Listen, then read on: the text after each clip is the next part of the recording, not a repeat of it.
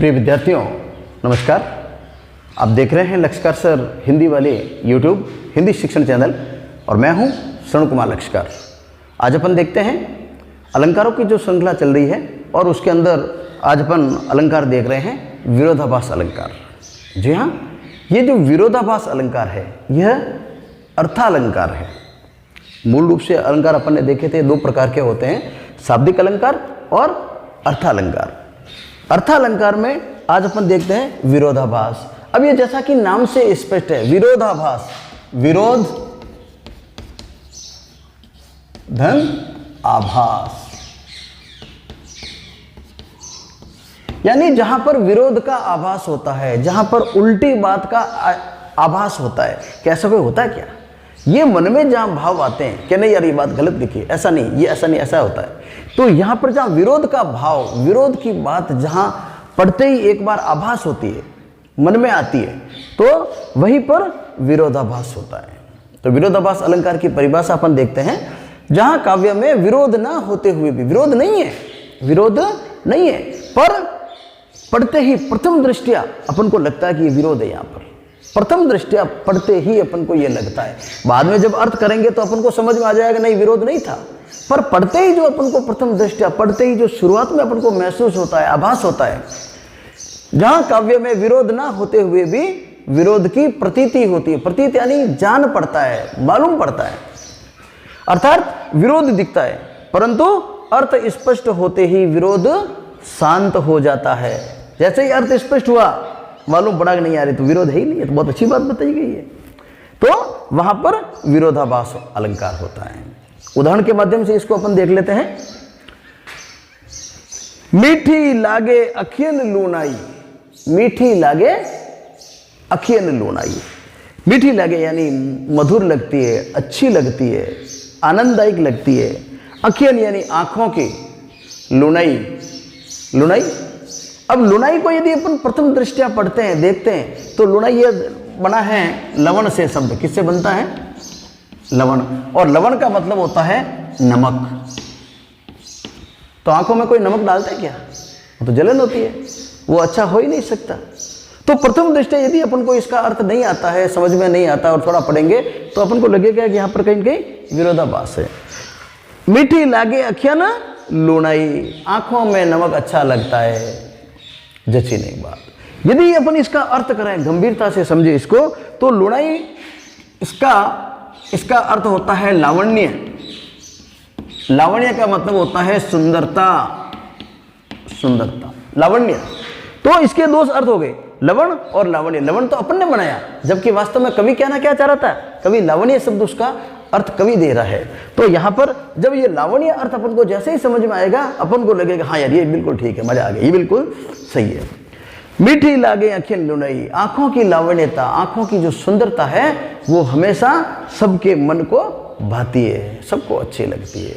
ये इसका अर्थ हो गया। तो पहले अर्थ में तो अपन ने लवण देखते ही अपने दिमाग में विरोध का आभास हुआ। अब यहां पर विरोध का आभास नहीं हुआ। जैसे ही देखिए, परंतु अर्थ स्पष्ट होते ही विरोध शांत हो जाता है, अपना विरोध शांत हो गया। कौन सा अलंकार यहां पर? विरोधाभास अलंकार, विरोध का आभास। अगला देखिए, विस्मय ये गोदावरी अमृतन के फल दे, विस्मय ये गोदावरी अमृतन के फल दे। ये जो गोदावरी है विस्मय, विष यानी जहरीली, विष यानी जहरीली, विस्मयी, विस्मयी यानी जहरीली, विष यानी जहर, जहरीली ये गोदावरी अमृत के फल दे। अब जहरीली गोदावरी को अमृत के फल देती है क्या? तो गोदावरी यदि जहरीली है तो अमृत के फल कभी भी नहीं दे सकती। पर क्योंकि जो कम पढ़े लिखे होते हैं या जल्दबाजी में शुरुआत में उसको देखते हैं, अर्थ जल्दबाजी में करना चाहते हैं, तो वहां पर पढ़ते ही इसका अर्थ हो रहा है ये जहरीली गोदावरी अमृत के फल देती है। ये बिल्कुल गलत है, ऐसा ठीक नहीं है। तो विस्मय ये गोदावरी अमृत के फल दे, यहां पर जैसे ही विष का आभास हुआ, अपन को लगता है कहीं कहीं विरोधाभास है, गलत है ये। जब इसका किसी को अर्थ पूछेंगे, किसी जानकार से पूछेंगे, डिक्शनरी टटोलेंगे, बात करेंगे अपन, तो इसका एक होता है विष, ये जल का पर्यायवाची शब्द है। किसका पर्यायवाची शब्द है? जल का पर्यायवाची शब्द है। तो विष में जल युक्त जल युक्त, जल युक्त। विस्मय ये गोदावरी, यानी गोदावरी का जल, गोदावरी का जल, गंगा जल होता है जैसे गंगा का पानी गंगा जल, तो ये गोदावरी का पानी, गोदावरी का जो पानी है अमृतन के फल दे। ये गोदावरी का जो पानी है, गोदावरी का जो जल है, ये अमृत के समान है, अमृत का फल देने के समान है। गोदावरी नदी आपने देखा होगा महाराष्ट्र में आई हुई है, और वहाँ पर नासिक गोदावरी नदी के किनारे बसा है, और वहाँ पर हर 12 वर्ष में एक बार कुंभ का मेला पड़ता है। तो गोदावरी का भी बहुत बड़ा धार्मिक महत्व है अपने हिंदू समाज में, तो आपको ये ध्यान रखना चाहिए। तो इसी बात को ये कह रहा है, कवि कहना चाहता है कि गोदावरी का जो जल है अमृत का फल देता है।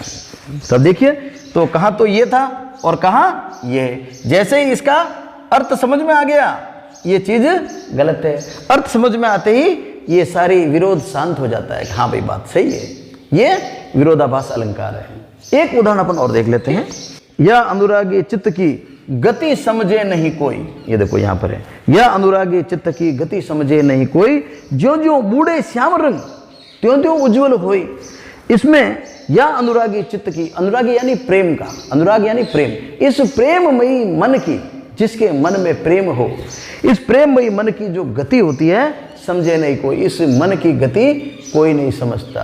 मन के अंदर प्रेम जब उभरता है तो इसकी गति कोई नहीं समझता है। जो जो बूढ़े श्याम रंग, जैसे जैसे काले रंग में जाते हैं, जैसे जैसे काले रंग में डूबते हैं, श्याम यानी काला, श्याम रंग में डूबते हैं, त्यों त्यों उज्ज्वल होई, वैसे वैसे उज्ज्वल होता है, सफ़ेद होता है।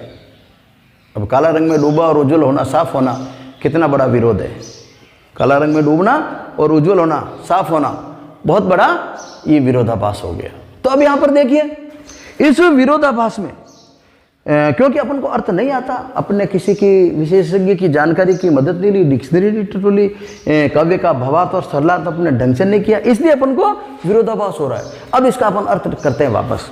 जो या अनुरागी चित्त की गति समझे नहीं कोई, कवि बिहारी कहते हैं, कवि बिहारी अपने मन की बात कहते हैं, अपने मन की बात कहते हैं, अपने दिल की बात कहते हैं कि ये जो अनुरागी है किसके प्रति, कृष्ण भगवान के प्रति, मेरा जो मन है कृष्ण के प्रति अनुराग रखने वाला है, मैं कृष्ण के भक्ति में डूबा हुआ हूँ। या अनुरागी चित्त की समझे नहीं गति कोई, इस प्रकार इस मन की गति को कोई नहीं समझ पाया।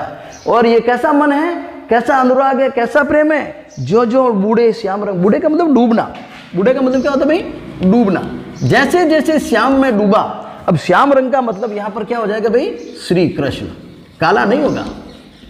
काला कौन थे, कृष्ण भगवान काले थे, इसलिए इनको जो जो बूढ़े श्याम रंग, जैसे जैसे मैं कृष्ण में डूबता हूं, जैसे जैसे मैं कृष्ण की भक्ति में डूबता हूं, जैसे जैसे मैं कृष्ण के अनन्य प्रेम में डूबता हूं, त्यों त्यों उज्जवल होए, त्यों तो मेरे मन में उजाला होता है, प्रकाश होता है, रोशनी होती है, अंतर मन के ज्ञान चक्षु खिलते हैं।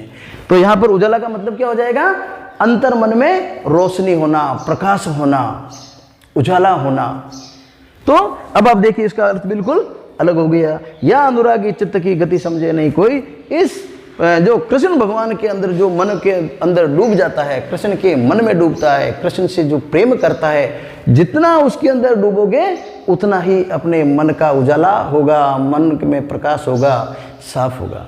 तो यहाँ पर ये विरोधाभास अलंकार था श्याम रंग में अंदर, जिससे कृष्ण का सही अर्थ लिया जाता है। तो ये था विरोधाभास अलंकार। ज़्यादा इसके अंदर कोई टेक्निकल कोई समस्या नहीं है।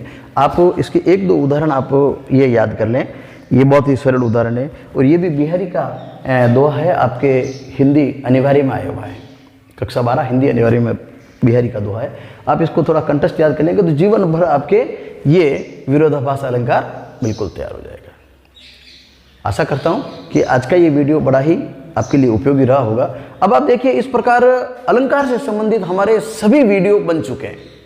आपको जो अलंकार चाहिए वीडियो ढूंढें, आप देखें, बार बार देखें, एक बार समझ में नहीं आता 2 बार देख लीजिए, 3 बार देख लीजिए, आपको निश्चित रूप से, क्योंकि ये बहुत मेहनत से वीडियो बनाए गए हैं, आपके लिए बनाए गए हैं, आप सभी के लिए। मेरा उद्देश्य है कि कोई भी बालक, क्योंकि अपन हिंदी के विद्यार्थी हैं, आप साहित्य के विद्यार्थी हैं, तो साहित्य में किसी प्रकार की कमी नहीं रहनी चाहिए। इसीलिए मेरा जो टैगलाइन है आपने देखा होगा, मेरी हिंदी मेरी शान, मेरी हिंदी मेरी शान।